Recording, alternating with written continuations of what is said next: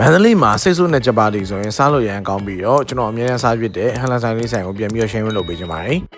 ဒီဆိုင်မှာဆိုရင်တော့ကြပါတီစိတ်ဆိုးပြုတ်အပြင်ကိုဓမ္မောက်ဒီလက်ဖီးလေးရပြီးတော့ကျွန်တော်အဲ့နေကတော့ကျွန်တော်ဘိုင်းမှာစားခဲ့တယ်နောက်ပြီးတော့ဒီဆိုင်လေးကဘယ်နေရာမှာရှိတယ်ဆိုတာကိုဒီ vlog လေးကိုကျွန်တော်နဲ့အတူတူအဆုံးသိကြည့်လိုက်ကြရအောင်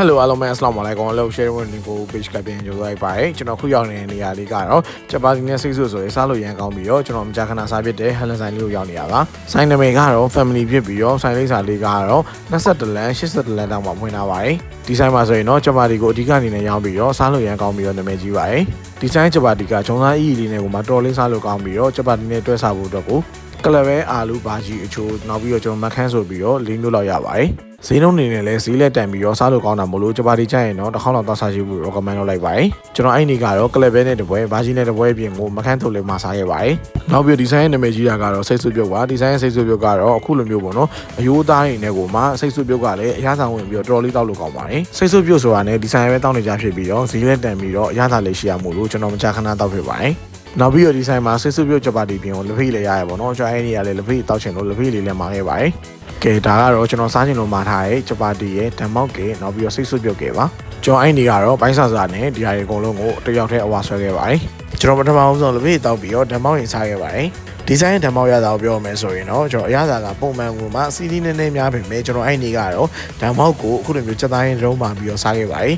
ဓမ္မောက်ရဲ့ရတာကပေးရရဲ့ဈေးနဲ့တန်ပြီးတော့ပူရှင်းလည်းများပြီးတော့စားလို့ကောင်းပါတယ်ကျွန်တော်အဲ့ဒီကတော့ချက်သားရင်မှာပါတဲ့အနစ်တွေရဲ့ဘေးမှာချပေးထားတဲ့ပူစီနဲ့အနေနဲ့ရုပ်သီးရင်းနဲ့ကိုပါဓမ္မောက်ကိုအဝါဆွဲရပါတယ်နောက်ပြီးတော့ဓမ္မောက်နဲ့တွဲစားဖို့ကိုပေါ့နော်အခုလိုမျိုးတည့်ရချင်းလေးလာချပေးပါတယ်တည့်ရချင်းကတော်တော်လေးမွေးပြီးတော့ဓမ္မောက်နဲ့လိုက်ပြီးတော့စားလို့ရန်ကောင်းပါတယ်ကျွန်တော်ကစီမကြိုက်တဲ့သူဆိုတော့ဓမ္မောက်ကစီးလေးနည်းနည်းများတာလွှဲရင်တော့စားလို့ကောင်းပါတယ်ကဲပထမအဆုံးကျွန်တော်ဂျပန်တီလေးရင်စားခဲ့ပါတယ်ဒီဆိုင်ရဲ့ဂျပန်တီကတော့အခုလိုမျိုးကလပဲရဲ့ဘာကြီးရဲ့အာလူရဲ့ဆိုပြီးသုံးလို့ရပါတယ်ကလပဲနဲ့စားကြည့်တဲ့အခါမှာတော့ဂျပန်တီကလုံးဝအေးဆက်ပြီးတော့ကလပဲနဲ့အခုလိုမျိုးအားပါဆွဲရတာကတော့တော်လေးစားလို့ကောင်းပါတယ်ကျွန်တော်ကဂျပန်တီစားရင်သူ့ရှိမှာပါရဲ့ကလပဲနဲ့လည်းစားလို့ခုလိုမျိုးစိတ်ဆုပ်ပြုတ်ရင်းနဲ့လည်းစားရတာအရင်ကြိုက်ပါတယ်ကျွန်တော်လိုမျိုးဂျပန်တီကိုစိတ်ဆုပ်ပြုတ်နဲ့စားရတာကြိုက်တဲ့သူရှိရင်လည်းမှန်းခဲ့ပေးပါအောင်ဒီဆိုင်ရဲ့စိတ်ဆွပြုတ်ကတော့လုံးဝအယိုးကြီးပဲမဟုတ်ဘဲနဲ့အယိုးသားကိုမှအထက်မှာချင်းစီယိုးလေးပါမို့လို့ကျွန်တော်လိုမျိုးစိတ်ဆွပြုတ်ကိုမှအယိုးကိုက်ချင်တဲ့သူတွေအတွက်ကတော့လုံးဝကွက်တီပါပဲအယိုးကြီးပဲလည်းမဟုတ်ဘူးပေါ့နော်အသားလဲပါပြီးတော့ချင်းစီယိုးလေးပါမို့လို့တောက်ရတာအရင်တောက်လို့ကောင်းပြီးတော့ရတာရှိပါတယ်ဈေးနှုန်းလဲတန်ပြီးတော့တောက်လို့လည်းကောင်းတာမို့လို့ဒီဆိုင်ရဲ့စိတ်ဆွပြုတ်ကတော့အရင်နဲ့မကြည့်ပြီးတော့ကျွန်တော်မကြာခဏတောက်ဖြစ်ပါတယ်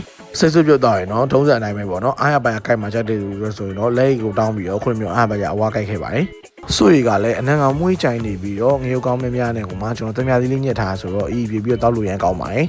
နောက်တော့ကျွန်တော်ဘိုင်းမွာသေးလို့ပေါ့နော်ဂျပန်တီကိုဘာကြီးနဲ့စားခဲ့ပါတယ်ကျွန်တော်ဘေးမှာအာလူလေးစားရင်လို့အာလူလေးတစ်ပွဲမှာပြီးတော့စားခဲ့ပါတယ်အာလူနဲ့တော့တိတ်မကြိုက်ပေမဲ့ဘာကြီးနဲ့တော့တော်တော်လေးကိုစားလို့ကောင်းပါတယ်ကျွန်တော်ဒီဆိုင်ရောက်တိုင်းကလပဲနဲ့မခန်းနဲ့စားနေရဆိုပေမဲ့ဒီတစ်ခေါက်ဘာကြီးနဲ့စားရတာဘာကြီးရဲ့အရသာကတော်တော်လေးကောင်းလို့အရင်ကြိုက်သွားပါတယ်ဂျပန်တီကိုကျွန်တော်လိုမျိုးဂျုံသားကောင်းကောင်းကိုမှအရသာရှိစားနေတဲ့သူတွေအတွက်ဈေးလေးတန်ပြီးတော့စားလို့ကောင်းတဲ့ဒီ family ဆိုင်လေးကိုလာစားကြည့်ဖို့ကျွန်တော် recommend လုပ်လိုက်ပါတယ်ကဲဒါဆိုရင်မန္တလေးမှာစိတ်ဆွပြုတ်ဂျပန်တီကောင်းကောင်းစားနေတဲ့သူတွေအတွက်22လမ်း80လမ်းတောင်းအောင်ဖွင့်ထားတဲ့ဒီ family ဆွဲဆိုင်လေးကိုလာစားကြည့်ဖို့ recommend လုပ်ရင်းနဲ့နောက် vlog မှာပြန်နေကြမယ်နော်အားလုံးပဲ Assalamu alaikum